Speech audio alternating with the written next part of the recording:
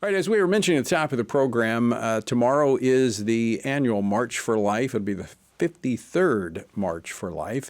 And despite the fact that we've seen the overturn of Roe v. Wade, as we were talking about with Congressman Michael Cloud, the issue of abortion has in no form or fashion faded. We've been talking about this a lot. Last week, we did a press conference on the Senate side. Today, Live Action did a press conference on the House side, drawing attention to the issue of mifepristone, the abortion drug, which now, these are all estimates because it's hard to get the exact numbers, but somewhere between 60 and 70% of all abortions are now done through the abortion pill. And even though at least a dozen states have outlawed the taking of the life of an unborn child, meaning the abortion pills are illegal, they're still being shipped into those states. In fact, my home state of Louisiana is experiencing more abortions now than prior to the overturn of Roe, all because of the abortion pill and the Biden-era policy that is allowing these pills to be sent into the states without any medical consultation with the women. All right, I want to turn now to, I'm going to bring in, rather, our panel from the Washington Stand, Casey Harper, the managing editor for Broadcast, and Suzanne Bowdey, editorial director and senior writer. Casey, Suzanne, thanks so much for joining me. Thanks, Tony. All right, so let's talk a little bit about the life issues. I mean, we've seen a number of things this week, Casey, and positive things. A lot of it is just reestablishing what the Trump administration did the first time, but good to see. Yeah, it is. We've seen just today, the HHS announced that they're not going to use fetal remains in federal research. That's a big win. It's something, as you said, that was in the first Trump administration. But I think the elephant in the room here is what you mentioned at the top, which is the abortion pill, which talk about, HHS is reinstating a first-term policy. Many people don't know that there were restrictions on the abortion pill during President Trump's first term, things that are pretty common sense, like getting a doctor's visit, which, we focus a lot on the life of the baby, which is very important, but there's real danger to the life of the mother when they're taking these pills. We have research showing that when women take the abortion pill, there is a real chance of an adverse effect, and they often can end up in the emergency room. And so when we're talking about going back to the first term, this might be something that the president considers. Suzanne, we can certainly celebrate these announcements, policy changes in Department of Health and Human Services and other things. But really, the heart of the matter is what Casey was saying. I mean, when 60 to 70% of abortions are being done by abortion pills, and we've seen abortion numbers rise from 933,000 a year to over 1.1 million, we really need to address the heart of the matter. And honestly, this is a no-brainer for President Trump. The fact that this happened under Biden is not a surprise to anyone. The Democrats are sold out on abortion, unlimited at any time throughout pregnancy, taxpayer funded. The fact that President Trump has not come out and created a policy where Americans are, A, not financing this, but B, where his Justice Department is not allowing these abortion pills to be shipped from state to pro-life state against the state law is just mind-boggling to me. And I know that a lot of people think, well, this is maybe a politically losing issue for Republicans. I heartily disagree. I actually think the fact that some Republicans believe that they should actually align more with Democrats, become closer to Democrats on this policy, makes them more electable, is absolutely crazy. At this point, you need a clear contrast to motivate people for the midterm elections. And unfortunately, on chemical abortion, President Trump is not providing that. We'd also love to see him come out and defend the Hyde Amendment, which has been standard policy for 50 years. That's another area where we'd love to see President Trump improve and actually use his bully pulpit to call for no taxpayer funding of abortion. So it's disappointing. Yes, President Trump has done a lot of things that we've outlined here. He's pardoned pro-lifers. He's upheld the Mexico City policy. We've seen him restore conscience rights. We're no longer paying for abortions at the VA or abortion travel at the Department of Defense. So yes, there are a lot of good things, but there's a lot of work to be done when people are marching tomorrow, and they need to be praying about that. Yeah, we applaud those things that have been done, but we also want to address, again, the heart of the matter. This is the lion's share of abortions are being done through the abortion pill, and it doesn't have to be that way. And women are dying. as a result as well.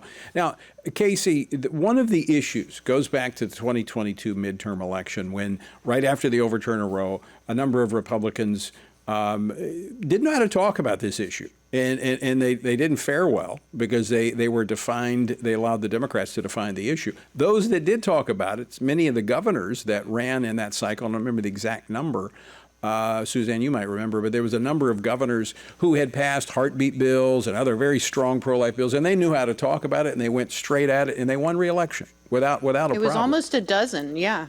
I think it was 11 or 12, and they they won handedly.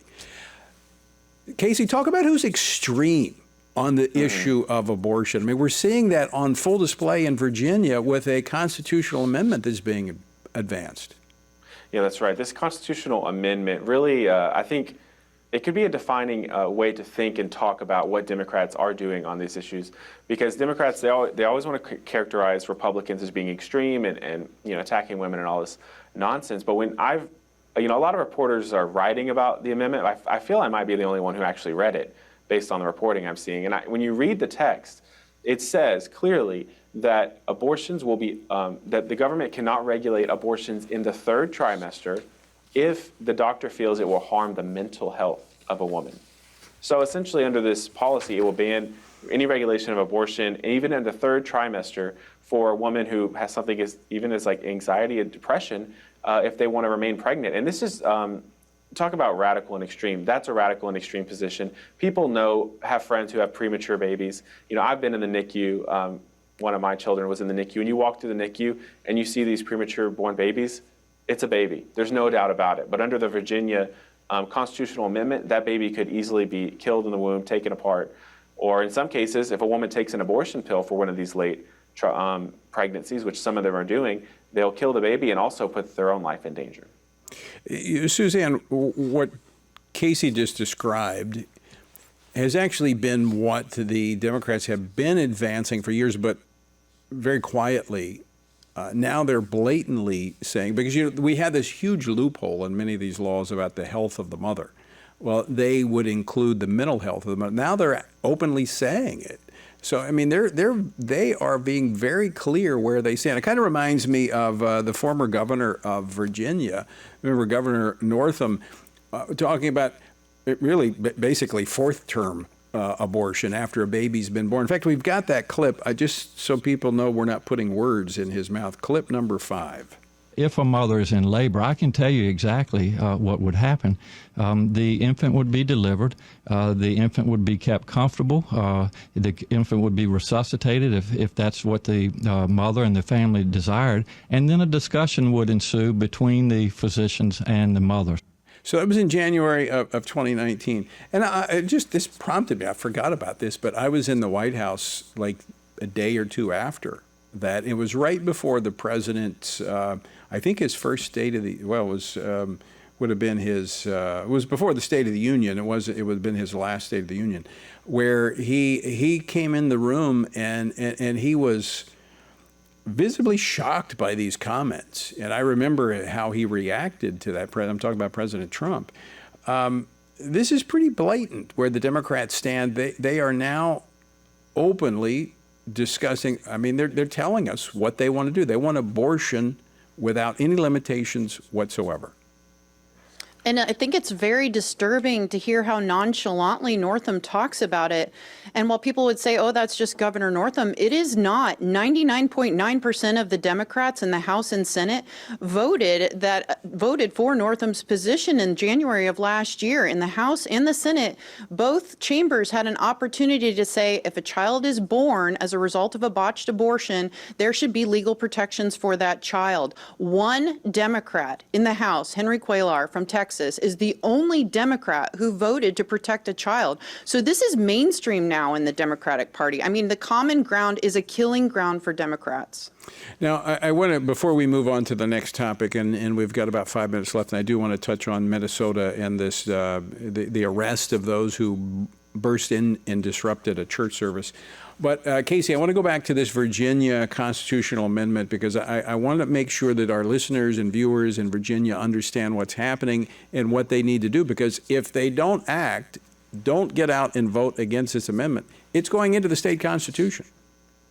It is, yeah. In Virginia, the legislature has to pass it, but then it also has to go to the voters. So those in Virginia, they have a role to play. It's definitely not too late. This is not a fatalistic, message here. And I think that the truth is what's going to win out here. There's so many lies that I'm reading in the media, and you're seeing from lawmakers about what this is, and they're attaching so many other proposals and propositions to it to really hide what's really going on here, and that raises the question of what you have to hide. And then to your point about what's extreme, if you contrast this with what people at the press conference that was held today and the one you were at last week that you led, what's being called for is, hey, can a woman who's getting an abortion pill see a doctor? That's not extreme compared to third trimester abortions in the cases of anxiety. And one more thing is, one thing I love about President Trump, and I think many of his supporters do, is that he's courageous. Maybe sometimes a little too courageous, but he says what he thinks, and he's courageous in taking on issues. This is a great opportunity for him to show moral courage and take on the abortion issue. And he's done that before. I'd like to see him do it again. Suzanne, I want you to elaborate on a point that Casey just made about nothing extreme about a woman having medical consultation before she takes the life of her unborn child and potentially risk her own. And that's something that even those who support abortion agree with. Oh, absolutely. In the most recent polling, 63% of people who describe themselves as pro-choice actually think that a woman should have to see a doctor and have an in-person consultation. I mean, this is the most pro-woman position you can have, is to look after the health of the mother. If you're going to disregard the health of the child and the life of the child, at the very least, people understand that you should care for the mother. She should be informed about the consequences of the pill. As we know, almost 11% of women who've taken mifepristone have had severe adverse complications that have landed them in most cases in the emergency room. So yes, it's a bipartisan issue to have a doctor sit down with a woman and explain her options and the consequences of this pill. And I would say, back in the Virginia constitutional amendment that'll be voted on in November, and it only requires a simple majority to pass, what they're saying, they used to have 3 doctors sign off on a late-term abortion. Now there'll be no one except the abortionist. So it's quite a contrast to where we've been. That's quite amazing. When I was just thinking of Gosnell in Philadelphia, I don't know how long ago that's been, 15 years ago, maybe longer, and just the atrocities that were taking place in that abortion clinic that led to all kinds of changes in federal and state law. We're going right back to what he was doing illegally. We now have Virginia advancing to put in their constitution. Right, and it will abolish all of the safety regulations as well. Sorry, Casey, go ahead. No, I agree. I was saying what Democrats once swore they're not doing, now they're putting on ballot initiatives. So. Well, they're putting it in the Constitution of states. Right. They're not the only state that's done that. Other states have done it. I just look, as American citizens who understand as we go into the 250th anniversary of our country, that the right to life is one of the fundamental rights that is granted to us by our Creator. We cannot take that for granted. We need to be praying, and we need to be voting. We need to be educated, and we need to inform our friends and our family. This is quite significant that we would be putting things like this into our Constitution on the very year that we celebrate 250 years of that birth certificate, that Declaration of Independence declaring us as a nation. Casey, some final thoughts here? Well, I think that it comes back to the issue of 2 issues. One is, I don't often plug the Washington Stand too much, or I try not to, but the media coverage that I've read on this has been really atrocious and really outright misleading. If you just Google this and start reading news articles about what's happening, what's in the constitutional amendment proposals, or what people are pushing, it's really misleading. And so you have to make sure you're getting good news sources, Washington Stand among them. But then I think it comes back to courage. Maybe some in the administration believe that this could be a losing issue for them. I really don't think it is, because you've made the point that we're in the era of base elections, and it's about motivating your own base to win elections. But even if it is, I think it's time for moral courage, and that it would be rewarded. Suzanne, final 20 seconds. Well, I think people get the government they deserve and the leaders they deserve. And so I just encourage people, don't take any election for granted. These midterms matter. They matter for states. They matter for our country. And so just encourage people not to stay on the sidelines. Pray, vote, stand. That's what we need to do. Casey, Suzanne, thanks so much for joining me.